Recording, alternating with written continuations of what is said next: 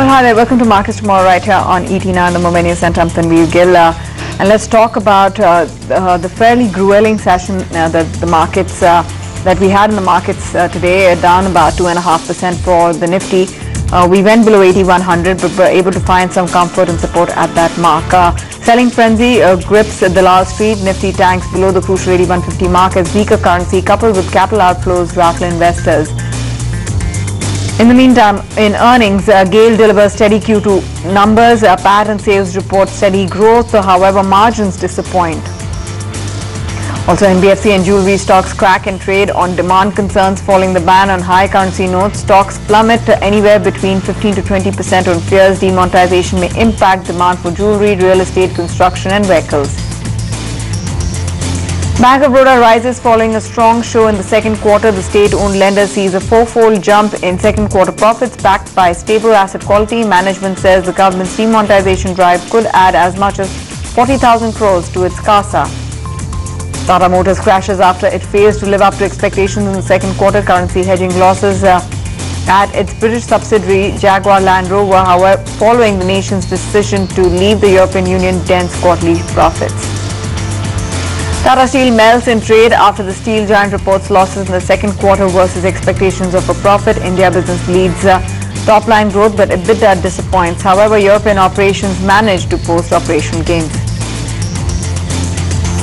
And with voices lined up on the show include Chris Wood of CLSA. We have Nitin Raheja joining us of AQF Advisors, and Sameer Chauhan will take us through strategies to help our viewers trade tomorrow. The question that we are essentially asking is, will the Nifty fall below 8,000 tomorrow itself? Will the weakness continue? Because it seems like momentum on the downside is building. Good evening to both of you. Nitin, start off with you. Do you see more downside risk, 8,000 being tested? Well, in markets one can never rule out any of these things happening, and I would want to believe that we should find support around here with the kind of cracks that we've seen in stock specifics, which have been in excess of 15, 20, 25% in a lot of stocks. You could see some sort of a support emanating from where we tested the lows around election, but clearly I think there is a lot of if you were to say confusion in terms of the overall impact that the demonetization will have, at least in the shorter term, and that will kind of weigh over markets which were already looking a little heavy on the valuation side and were struggling on the upside at 8650 level onwards. So I think clearly this has not really helped the case. So I think you would see softness in the market for some time. Sameet, your own sense on the charts? See, we have already seen a massive correction in last couple of weeks from higher levels. We have already retraced 38% of the entire rally from February month low up till 8960, which is the recent peak. However, we expect Nifty to now undergo some kind of time-wise correction. For us, price-wise correction is more or less is already done. Probably 120 points from current level 8,7950 we are seeing as a very strong support. We expect Nifty to now remain within a very broad range, wherein the higher end would be somewhere around 8500, 8600, and lower side, as I said, 8,7950 would act as a very strong support. Individual stocks are likely to continue its downward momentum, as we are seeing a strong selling pressure in some of the individual counters. One has to be very selective now. Already we have seen a massive correction in last 2 days from the levels of 8450, 8500. Probably tomorrow also we might remain under pressure, but we are seeing a strong support at 8000, 8050. Okay. You had all of the banking names under pressure today. Is that the spot of bother? Essentially there has been a positive uptake expected to come by on current account savings accounts ratio for a lot of banks. New bank accounts will be opened with the liquidity improving in the market or coming back. Banks are likely to only benefit. Also on the flip side, on the policy front, one is expecting that perhaps the RBI would gift the markets with more rate cuts than anticipated. Is this a good time in this fall, just as yet, Nitin, to buy banks? I think you will have to look at it very selectively. So like if you look at what we saw today, we saw some of the PSU banks actually outperforming because they are one of the biggest gainers of the CASA benefit that could accrue. On the other hand, some of the newer private sector banks, especially, so essentially if you look at what's happening is that one of the biggest areas which have got affected in the economy is the consumption story. Hitherto the whole market was riding on the domestic consumption story with the global markets being not really robust in terms of economic growth. That story has taken a hit, at least in the shorter term. And private sector banks, and especially the new age private sector banks, the NBFCs, they were really focusing on the entire consumption story. So in terms of whether it was so all the B2C kind of stories have really taken a hit. So and hence today you saw some of the private sector banks see a bigger correction than the public sector banks, although they will benefit from a CASA increase as such. So going ahead, I do see an opportunity as far as the NBFC or the banking space is concerned. But I think you'll have to play it stock specific. You'll have to play it on banks who have a more broader, diversified or a corporate oriented book as well as a strong CASA growth. While the B2C part or the consumption part will actually come under pressure. Okay, fair enough. Sameet, on some of the banks and the way they fell today?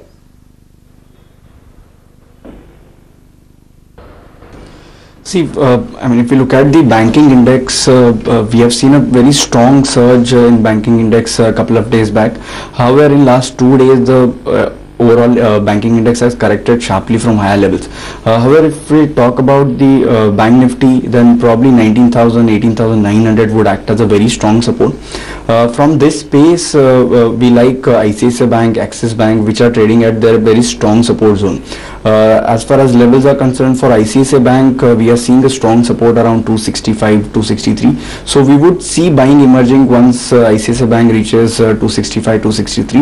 And on the higher side, we now expect ICICI Bank to remain within a range wherein the lower side would be around 265, 263. On the higher side, probably 285, 288 would be retested in probably next 4 to 5 trading sessions.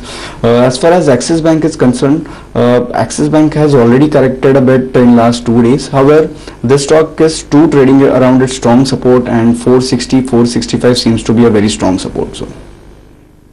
Okay, gentlemen, we'll take a short break right now. Banks were clearly in a spot of bother today.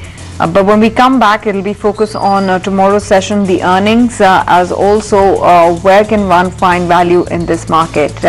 As we take that break, here are Chris Wood of CLSA, essentially urging investors not to panic on the back of demonetization.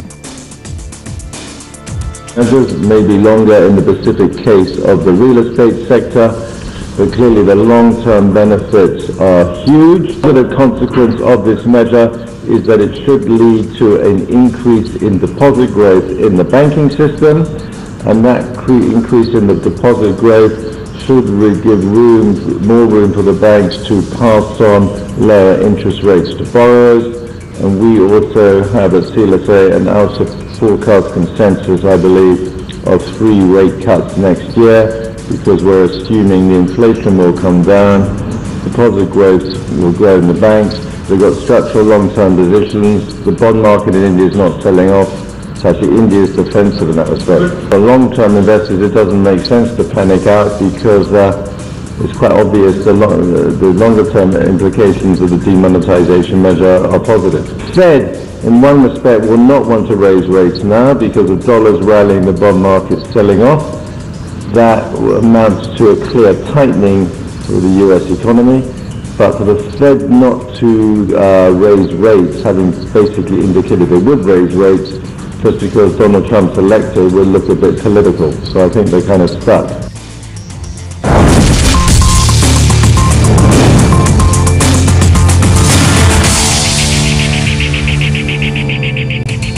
Welcome back. You're still watching Markets Tomorrow right here on ET Now. Let's quickly go across to Avant Abash, who joins in with a quick perspective on what to expect from Voltas's earnings tomorrow.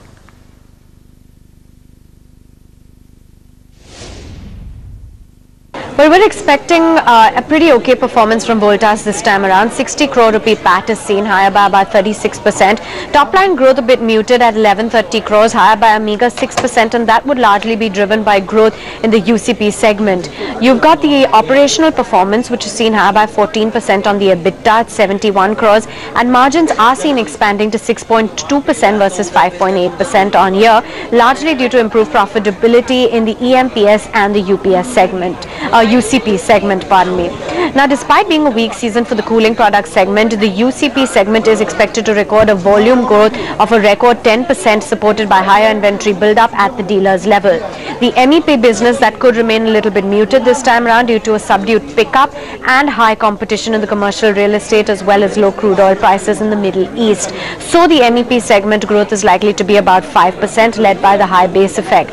An order flow of about 300 crores is expected. The fall in crude oil prices, remember, has definitely led to a lot of apprehensions about orders from the Middle East, and new project awards have continued to remain constrained in the domestic market. Watch out for commentary on the execution of product and divisions for overseas as well as their domestic projects, growth in the domestic AC markets and the market share thereof, and the progress in their legacy projects will also be interesting to monitor. Right, thanks Avant for that. Vivek, come to you. What do we expect from IGL's earnings tomorrow? Well, now one set of earnings that is going to be very keenly watched out for is going to be Indraprastha Gas Limited, especially given the fact that, in the quarter gone by, we saw the experiment of the odd even rule in Delhi, and, this is going to impact this particular company very closely, and, the market is watching it very keenly. So, talking about the revenues are seen down around 3%. However, if we're talking about the profits are seen up almost 43% on a year-on-year basis, and, margins too are expected to see quite a strong expansion of almost over 700 basis points. Now, if we're talking about the volume growth, which is the key monitorable, volume growth is seen at almost 9% on a year-on-year basis. Street is actually pricing in quite a strong volume growth for this particular company. And which are the two sectors what the breakup is. If we're looking at the CNG volume growth, up, it's seen at almost 8% higher on a year-on-year basis due to the odd even rule, like I mentioned earlier. And if we're talking about the industrial segment is expected to see a volume growth of almost 6% year-on-year. And if we're talking about the margins, why it's seen expanding, mainly due to the lower gas prices that the company is expected to enjoy. So this is going to be one company to watch out for. Thanks Vivek for that. There is of course likely to be a lot of focus on earnings revival also going forward, Nitin, but the spaces which held out today are again the true blue defensives in IT as well as pharma. Do you see some safe ground there? Yeah, I think to some extent, if you really see, pharma will be a safe ground. You might see oil and gas actually becoming a safe ground, because they will be a lesser impacted by sort of demonetization thing. But clearly IT, while it will benefit from the currency, I think the headwinds that the business is facing with respect to its markets that it is in, that will weigh over it.